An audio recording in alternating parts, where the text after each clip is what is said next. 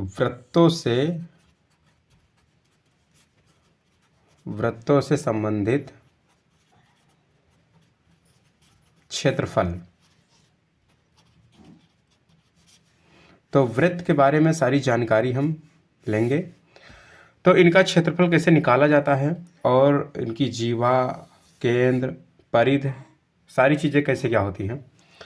तो देखिए, ये एक वृत्त है। पहले आप लोग ये समझिए, ये वृत्त है और एक ही गोला भी होता है। वृत्त और गोला में अंतर क्या होता है? देखिए, गोला होता है जैसे फुटबॉल है, बॉल है। वृत्त होता है जैसे चूड़ियाँ है, ब्रेसलेट है, चूड़ी है, कंगन है, ब्रेसलेट है। तो ये सारी चीज़ें, जैसे साइकिल का पहिया है, ये एक वृत्त है। फुटबॉल एक गोला है। तो आप मतलब समझ गए होंगे कि वृत्त गोला में अंतर क्या होता है। अब देखिए, जो एक वृत्त होता है तो वृत्त में कहीं ना कहीं एक सेंटर होगा, मतलब एक केंद्र होगा बीचों बीच का, इसको हम केंद्र बोलते हैं। यह केंद्र, तो एक वृत्त में केवल एक ही केंद्र होता है। एक वृत्त में केवल एक केंद्र, हमेशा ध्यान रखना। अब देखिए, ये जो परिध है क्या है? ये बीच का है, ये केंद्र है, ये केंद्र। ये किनारे की होती परिध होती है, किनारे की है परिध।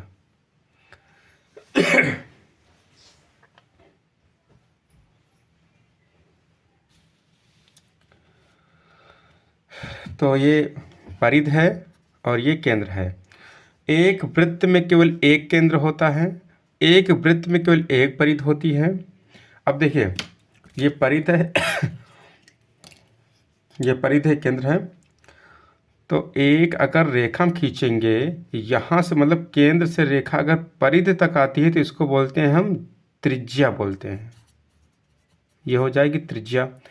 और अगर इसकी हम रेखा सीधी मिला देंगे, मतलब रेखा केंद्र से होकर ही जानी चाहिए सीधी रेखा, तो इसको बोल देंगे व्यास बोलेंगे।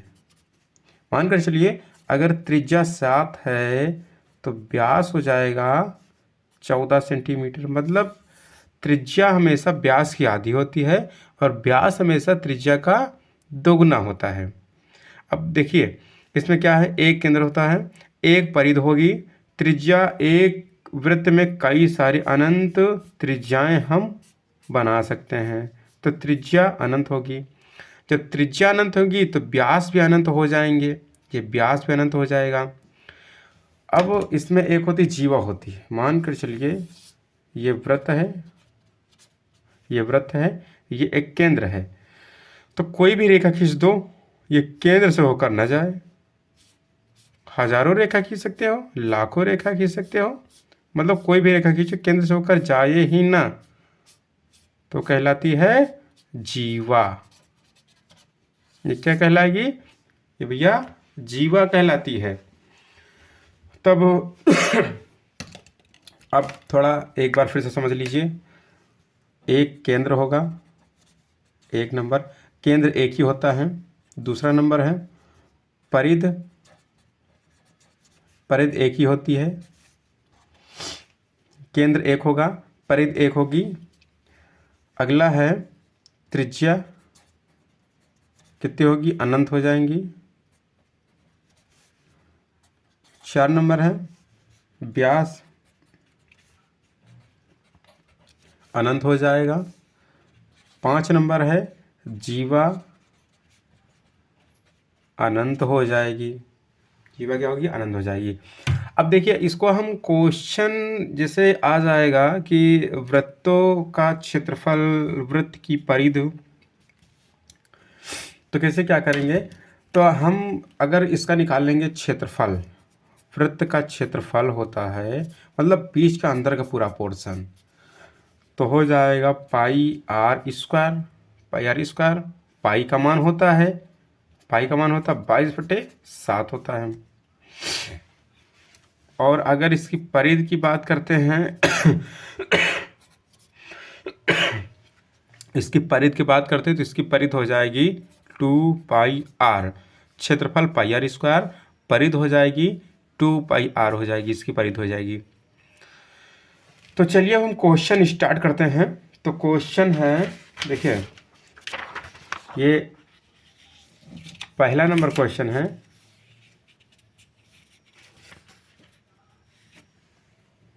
थोड़ा कैमरे का थोड़ा एंगल सही कर दे। ये पहला क्वेश्चन है, मनोहर रे की बुक है और मनोहर रे की बुक में से ये पहला क्वेश्चन है 11A, वृत्तों से संबंधित क्षेत्रफल। वृत्तों से संबंधित क्षेत्रफल। 6 सेमी त्रिज्या वाले एक वृत्त के एक त्रिज्यखंड का क्षेत्रफल ज्ञात कीजिए। एक केंद्र होगा, केंद्र में मान के चलिए एक त्रिज्यखंड, ये त्रिज्या से बना हुआ त्रिज्यखंड है जिसका कोण है 60 अंश का कोण है, 60 अंश का कोण है। तो निकालना है, इसका क्षेत्रफल पूरा निकालना है ये वाले का। तो देखिए त्रिज्यखंड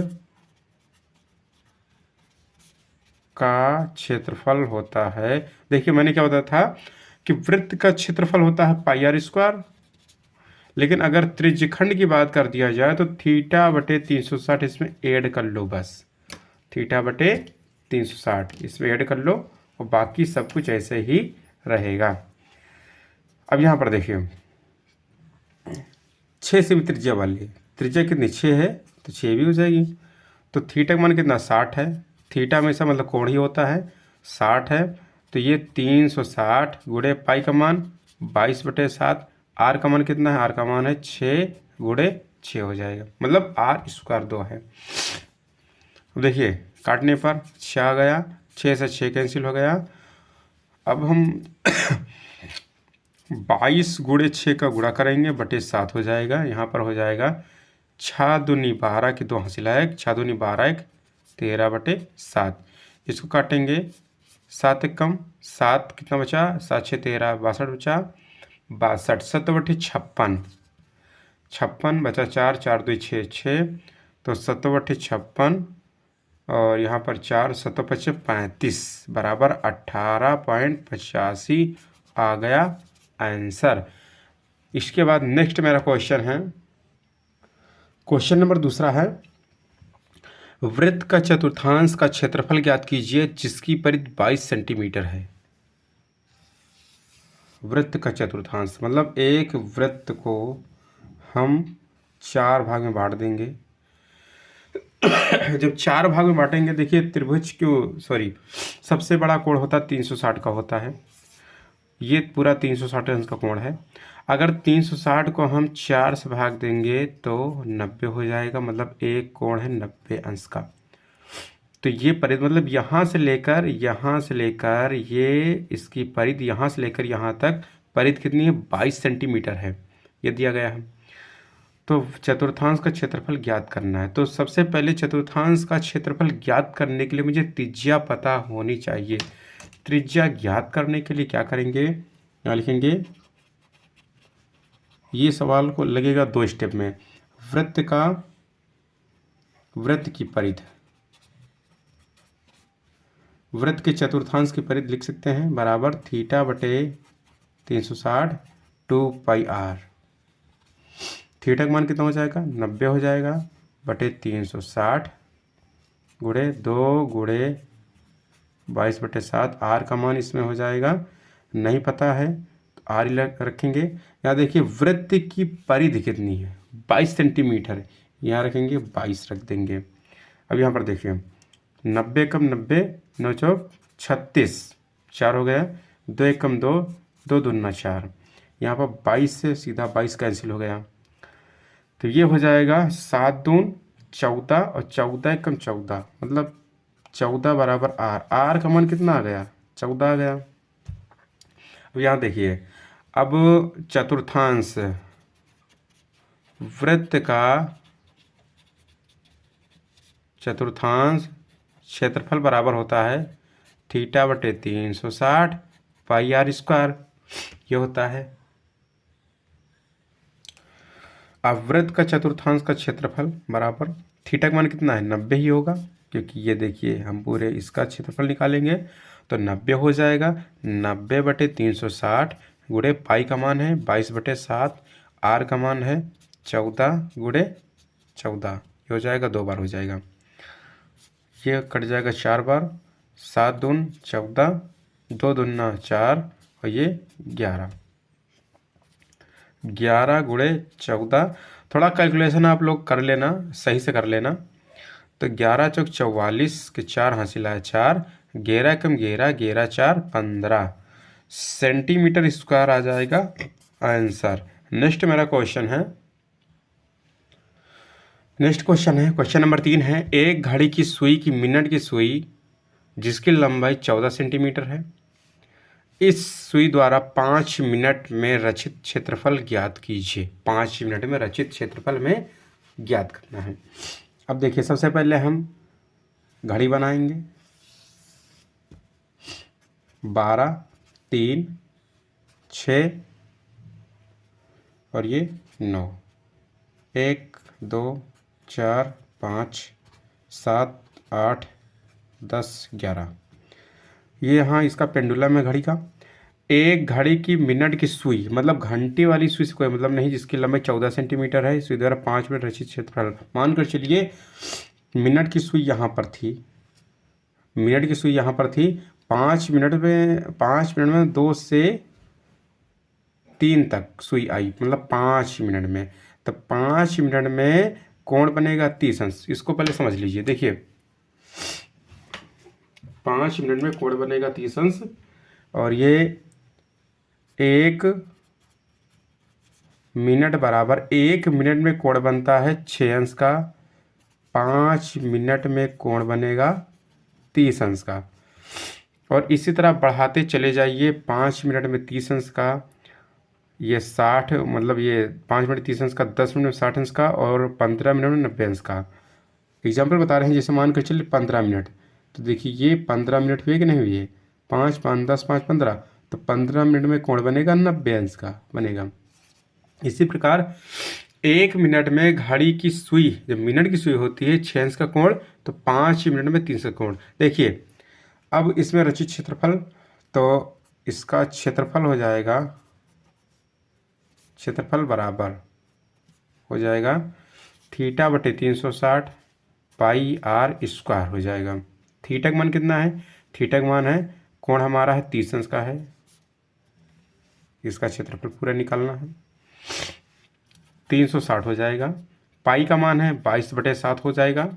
आर का मान कितना है 5, आर का मान 14 है। देखिए ये है 14 गुणे 14, आर मतलब 2 बार है। काटेंगे, 0 0 कैंसिल हो जाएगा, 12 ते 36 हो जाएगा, 7 दून 14 कैंसिल हो जाएगा, और ये कटेगा 2 6 12 हो जाएगा। फिर ये कैंसिल होगा, 2 3 6 और ये 11 हो जाएगा।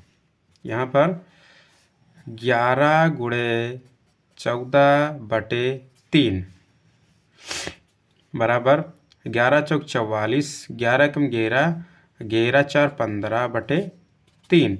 इसको कैंसिल करेंगे, 3 बचे 15, 3 एकम 3 पॉइंट, 3 3 9, 3 3 9, काटने पर 51.33 ये हमारा आ गया आंसर। तो धन्यवाद। अब हम बताएंगे नेक्स्ट पार्ट वीडियो में क्वेश्चन नंबर 4 से स्टार्ट करेंगे। तो इसको चैनल को सब्सक्राइब कीजिए, लाइक शेयर कमेंट भी कीजिएगा। धन्यवाद। जय हिंद।